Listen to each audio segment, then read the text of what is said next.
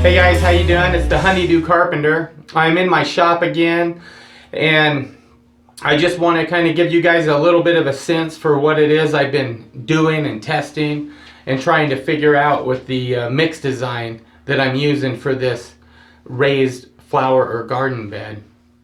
Now, I wanted to use 7th generation.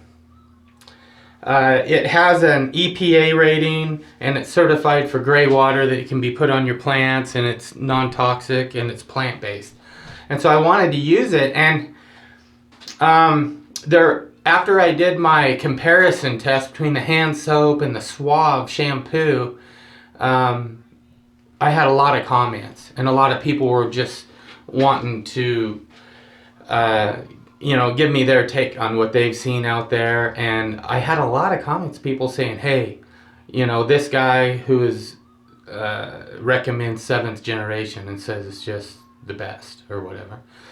And whatever their motivation, maybe because it's plant-based and earth-friendly or whatever, and that's their take on it. But I wanted to test it. And so I just did a normal batch with just 35 to 1 7th generation soap solution, increasing the volume of the slurry by 3 times. So if I had 2 inches of slurry in the bottom of the bucket, I just raised it 4 inches with foam and mixed it up, and I was a little bit disappointed. It's probably worse than hand soap. But it is a flower bed and a planting situation, so I still wanted to use it, and I thought I could solve the problem. This is what happened to me. I filled it up in the form. It actually caved in on itself a little bit, and if you look at it, the air pockets are really ununiform. It reminds me of like yeast in bread or something. And I'm not saying it isn't getting hard. It seems to be getting hard, but it wouldn't stay in the shape I put it in the form, and just cure out that way. And I thought perhaps I could solve the issue by adding some hydrated lime to it. And you know what? My first take on that was, I would say all in all a failure, but this is one I've just kind of been breaking into pieces looking at it after I did it. I added way too much lime though. But one thing that was encouraging was, look, all the bubbles, Slow. all the bubbles Slow. There. are consistent throughout the whole thing. There's no big pockets, no what look like yeast pockets in bread or anything. So I was really encouraged. I did several other samples, just reducing the amount of lime. And you know what I found? It just takes a very, very little bit. Like per pound of Portland cement, like a half an ounce of lime. There's some other things in the ingredients in this mix that I'm not going to talk about so much. But Melanie and I tomorrow I feel really comfortable with the mix I came up with and the results I've been getting from it. Here's just something to think about. This same exact mix that kind of, at least it stayed stable, cured out where it was, when you added Cobb to it, turned out like this. Still, I'm not a happy camper with it. Still a little too aerated, a little too brittle, but the air in it was consistent throughout, and that gave me a lot of hope. And it was a little more dense than just the Portland cement and lime by itself. So after I reduced it and stepped it down, I came up with, and this is what I came up with, just with the Portland cement and lime by itself, no Cobb.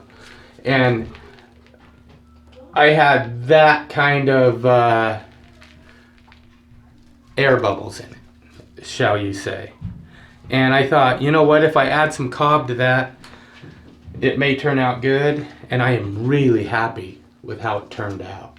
There's the top where you can see the little bits of Cobb sticking out, and it The air bubbles are a little smaller. Some of them got absorbed by the Cobb.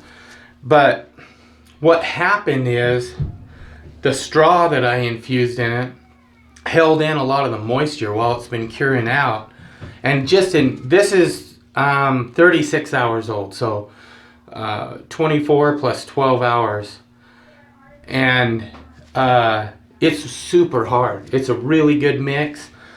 I love it, and I think I feel really comfortable that I can have a 7th generation mix that has Cobb in it and can be used for a planter or a garden and be completely safe, and that's super strong. And that I wanted a mix that didn't have to set for 7 days or 4 days before you took it out of the form. This one I took out of the form in 24 hours. It's just getting harder and harder and harder. It's pretty light. It's a little heavier than the one I didn't put any Cobb in because it's holding the moisture a lot longer. The longer you can hold the moisture in something and slowly dissipate it out, the harder it's going to be with the Portland cement product. So I am really happy about it. Did you show a close-up of this one? I did. I want to make sure it's a good one so that you can edit it good. Now that's the final. This is the final one.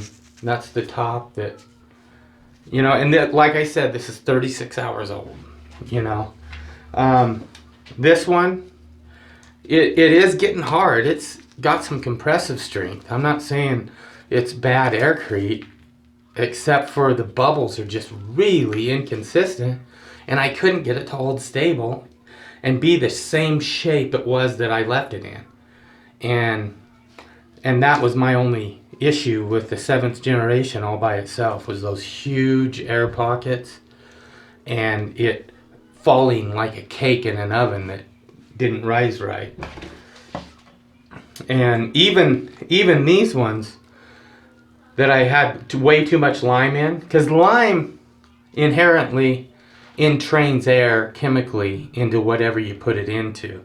So if you put too much of it in, it's not going to be good either. But at least this one stayed the same shape that I left it in. And that gave me a lot of hope that I could eventually stabilize this 7th generation stuff with lime. So we're going to put that mix out. I'm going to have it on our Etsy store tomorrow. But I just want to let you guys know that that's what I've been doing. I've been doing a bunch of tests to make sure that we get this product right before we actually put it out. I have some other, I'm feeling really confident about the other mixes that I put in the stovepipe and the rocket mass heater and stuff, because Julie's actually been using it for a couple weeks now, and it's just been performing flawlessly and everything's been holding up. So I think I'm going to go ahead and release those mix designs as well. I've been holding on to them. I don't want to release something willy-nilly if I don't know 1,000% that it's going to perform the way someone wants it to. I don't care if it's just $2.99 or $3. If somebody pays me that or whatever for a mix design, I want it to be right. So that's just how I am, and I'll see if I can't get all those out as quickly as possible. But I'm going to put this one out first, and we'll have it out right away. I can't believe how good that one came out. And every block I've done since then looks like it's going to come out the exact same way, and I'm really pleased. So, alright guys, if you like what we're doing, like, subscribe, click the bell at the bottom to get notifications, and check us out on our Etsy store. I will have those mixed designs up here by tomorrow. So I'll catch you guys on the flip side. Get out of here. Thumbs up.